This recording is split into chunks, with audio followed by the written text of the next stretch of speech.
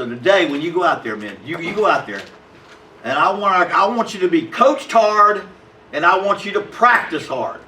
So we learn how to practice like a champion. There's no shortcuts to go where we want to go. There are none.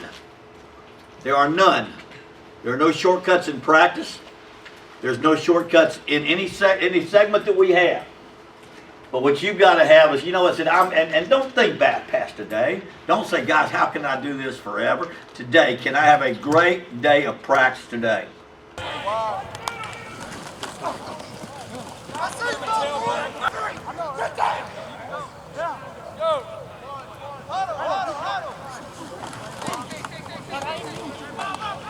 What I want to do, what we want to do, is have you develop a hard edge that it don't make it matter where you play. Home, on the road, if you're ahead or behind, first quarter or fourth quarter, they feel the program. They feel the program. Having a hard edge means you play harder than that. You out-focus them, you outwork them, you out-prepare them. That's what a hard edge is. We ain't got that yet, but we can get that. Every one of you is capable of doing it. Every one of you. What we got to do is take care of our business and be the best team we can be. Great week of practice. You'll be fresh this week. We got a great week of preparation. Jackson State's coming in here 2-0. Y'all got a chance to watch them play. It's going to be a great opportunity for us, but a great challenge. They come in with a lot of talent, probably the best talent they're saying of any 1AA team out there in a long while. They're saying the best ever. But the biggest thing they come in there with is confidence, man. They're going to be a confident football team. You're going to have to let them know right off the bat you're ready to play football. The team comes in here with a quarterback, Sanders, the head coach's son, who likes to throw that football. Throwing about 75% completion. They don't run it that well, but they like to throw it. They like to throw it. I like to think that we've got to do the same things the first two teams did, is stuff that run and then get after. The quarterback doesn't scramble that well, but he throws it real well. No interceptions, 75% completions, and they've got some really good receivers. Really, I know because we recruit a couple of them. And defensively, they give up 11 points a game. They get after it on defense too. Got some nice talent. They run well. They're good athletes over there, and they give up 11 points a game.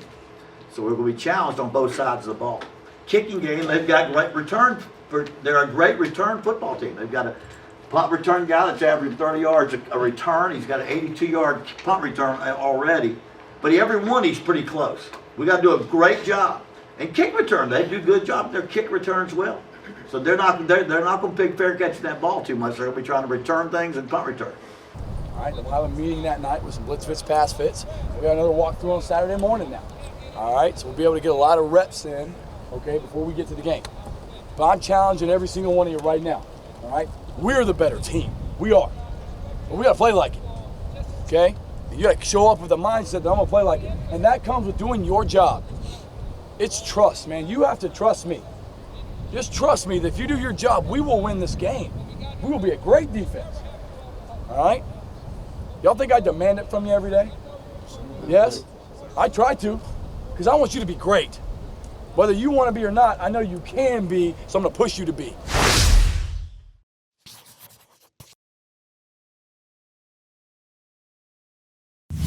I'm junior receiver Boogie Knight, and this is my Warhawk story.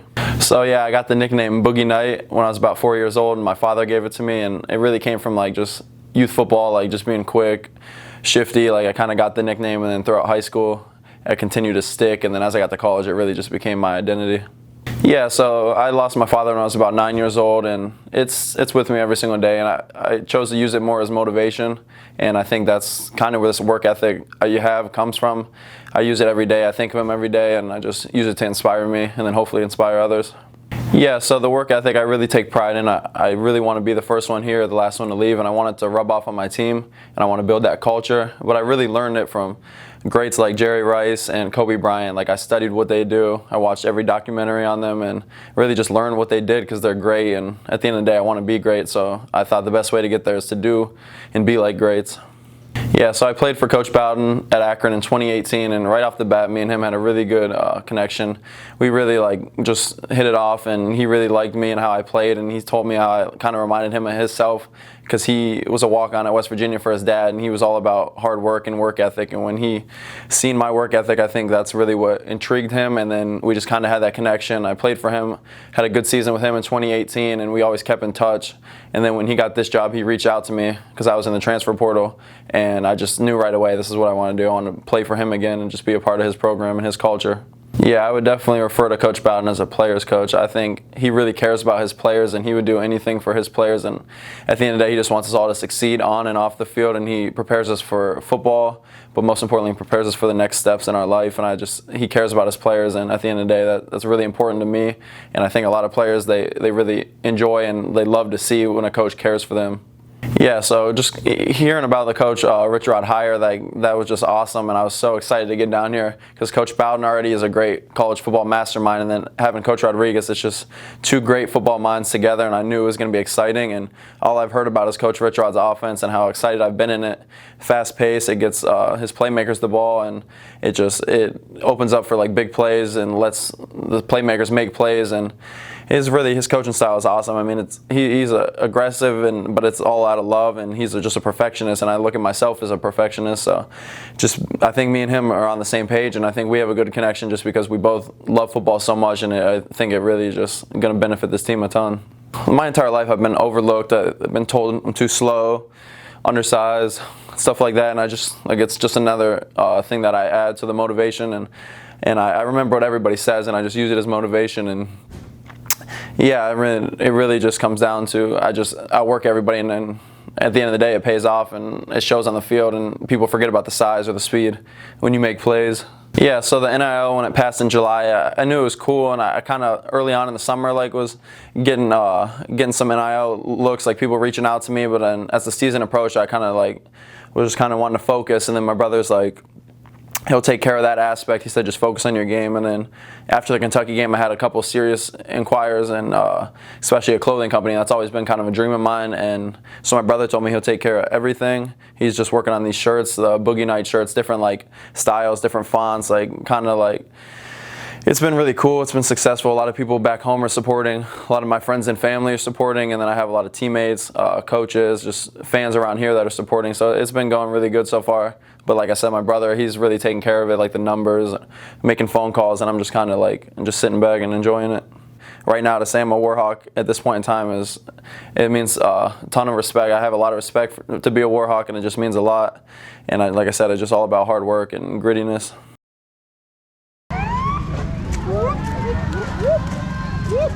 You guys love it. Say hello, say thank you, and smile. Smile away.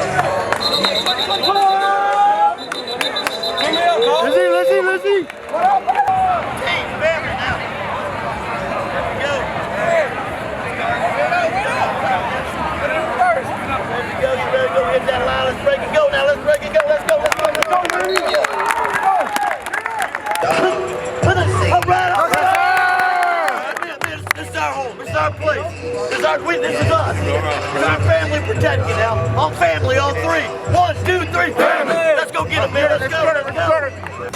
All right, men. First of all, hydrate tonight. We got 60 minutes, right? Keep that liquid in you at all times. Come off the field, hydrate. Think about your teammates. Think about your body. Hydrate. Play with class. First impression. This is our home field. Those are our fans. Those are your parents. Act like your grandmother's in that daggum stadium.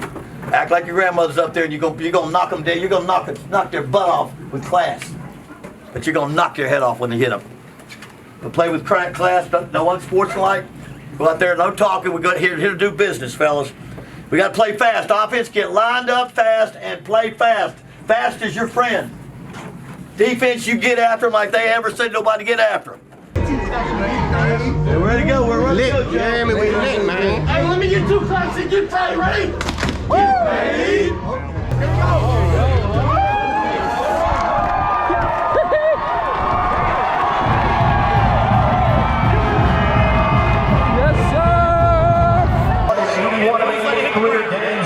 Season and led the San Diego Chargers to 3 playoff appearances, including a trip to Super Bowl 29. ULM has won the toss and elected to defer. Calls for the snap. Now they'll look to the sideline for the play call.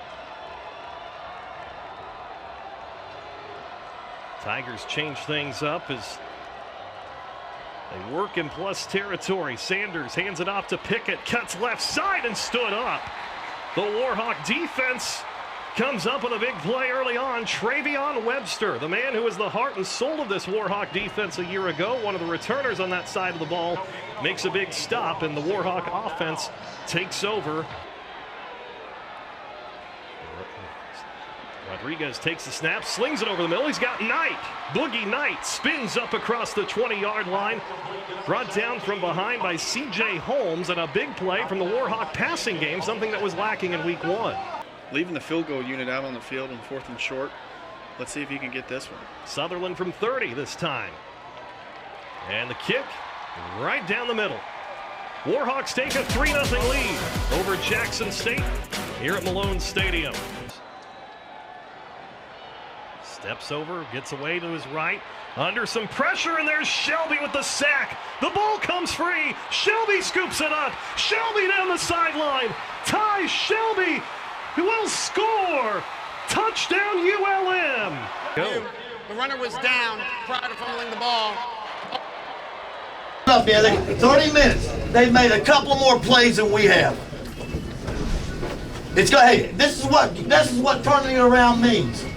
Going out here in this half and going down there and taking the fight to them. Taking the fight to them. We're going to get the ball. We get the ball on the kickoff. Let's go score, down the field score, make them play from behind. Then let's get after them, man. Hey, you know what it comes down to? Are you going to fight? Are you going to win? We're going to fight. Are we going to fight? Yes, sir. We're going to fight. Let's go. Yes, we're going to fight. Let's go get them. Let's go, man. Let's go.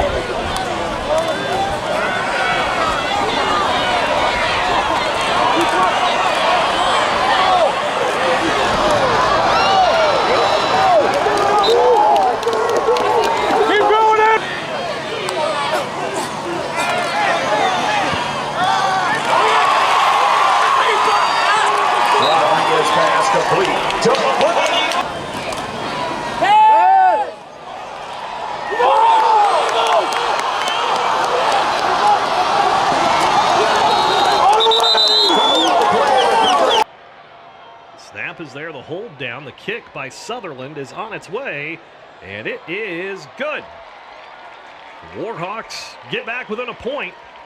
A 45-yard field goal for Callum Sutherland. State from the 35-yard line with trips to the right. Sanders under some pressure. He goes down. The ball pops out. One of the offensive linemen comes up with it. He surges forward. He's going to be close to a first down. An alert play. And check that. I think it was the tight end, actually. It came out of that scrum. It was Richie. By the offense, 3rd down. As Richie had some good moves, right now ruled a fumble, and that does look like a fumble. And Richie in the right place at the right time comes out of the scrum and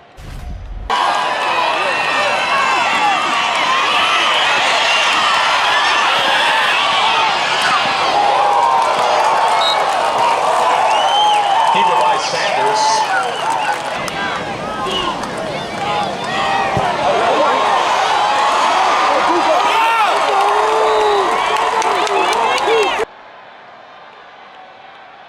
snap, and the hold is there. The kick by Sutherland is on its way, and right down Broadway, the Warhawks go back on top. Looking for a 3-0 start as Sanders takes the snap. Over the middle, it's picked off. Intercepted by ULM, and the Warhawks get another big turnover. It's the middle linebacker, Zach Woodward. Woodward comes up with the interception. He gets a chance to Try to extend the lead. The snap there. The kick is down, and the kick is on its way and good. Callum Sutherland knocks it through, and ULM pushes the lead to 5. It's 12-7 with 2:24 to play at Malone Stadium. The last 2 times, we'll see if they do it again, and they do. Another short kickoff, but Jackson State will field it and try to return it. The ball comes out. Loose ball at the 45-yard line, and it is ULM's football. ULM's losing streak comes to an end. Winless a year ago, the Warhawks get win number 1 in 2021.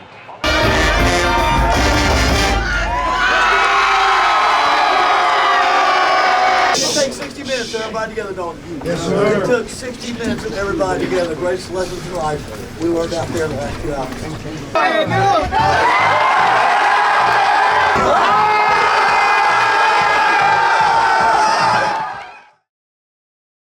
I can't be more proud of our players and for that and that win that we had tonight. It was so needed. It was so necessary. It was the perfect night. We had a great crowd. We had over 20,000 people here, and it made a difference in the game. Our kids had to fight, had to come from behind, had to fight. That old slogan that we have, will you fight or will you quit? They had to fight. Our kicking game, though we had woes last year, we won because of our kicking game, not just the field goals that we made, but the punts were so good, so long, and so we had with that great punt return man. He had to fair catch almost everything tonight. But most of all, and our defense played like you're going to have a team that can win. When you have a defense that play like ours did tonight, you got a chance to be in every ball game. Obviously, we got to find some weapons on offense. Right now we're going to search for that. But on a night when you needed to win, we needed to find a way to win again. Nothing makes a lot of difference. We'll figure out a little bit here, a little bit there. But when you go have a game like that and you go against a team that's a very good Jackson State team, you can see the field. Their talent level wasn't a whole lot different than ours, and we came out on top. But overall, it's just a great night to rejoice. Too many good things to think about for these players who had not won a game all last year and a tough loss in the opening game. And there may be a lot of things that we don't know yet about this football team, but we know they'll fight. We know they won't quit. And we know they're going to play for our team. They're going to play for each other, that's that. If I come away with just that tonight, that's a lot to come away with. Like, it just, words can't even explain how happy it is to get a win. To come in and try to help the team and just do that, it feels amazing. Like, my teammates, everybody played together, everybody did their job, and just like, it's a different ULM this year. Like, that's our goal. Like, only we can beat ourselves, and we really believe in that. No, it wasn't no panic. We definitely knew that, like, hey, we still in the game. We still got this. Defense knew that, hey, we just got to keep doing what we were doing, and we knew offense was going to come along like they did in the fourth, with being clutch like we needed. We always feel like on defense, if they don't score on us, like, hey, that's a win. So, like, once they scored 7, we knew, like, hey, they don't score on us no more. And that was just our mentality the whole – after they scored that 7, on defense, that was our mentality the whole game. Like, they don't get a field goal. They don't score on us no more. We're going to celebrate tonight, but tomorrow, really back to work. Watch this film, see everything, they'll see all the plays that we could have made, the ones that we did, and just go from there and leave this in the past, on to the next. I mean, obviously it's a great feeling. I mean, that just comes with practice, a repetition over and over again. I mean, the coaches have confidence in me to put me out there for that. So, I mean, I don't see why I wouldn't have confidence in myself. If the coaches trust me, I've shown them in practice that I can do it. They like what they see, and I don't know. It was a great feeling to go out there. I mean, obviously I missed that too, and I've still got things to improve on, like especially on those misses. But, I mean, got to be happy with the dub, you know. I mean, obviously there's pressure, but at this point in my career, you know, I just know I need to hit the same ball over and over again. Solid contact, that's my main worry, you know. And, like, I know I have the distance on it. I know I can hit from over 55 yards. So, I mean, it was just go out there and hit my ball, you know. Obviously, the coaches had the confidence in me. It's a great feeling to have when the coaches have that confidence in you to put you out there for those long field goals, especially when the kickers have struggled here in the past. But, I mean, obviously none of that happens without the offense getting me in the position to do so. So, shout out to them, shout out to the defense, everything like that.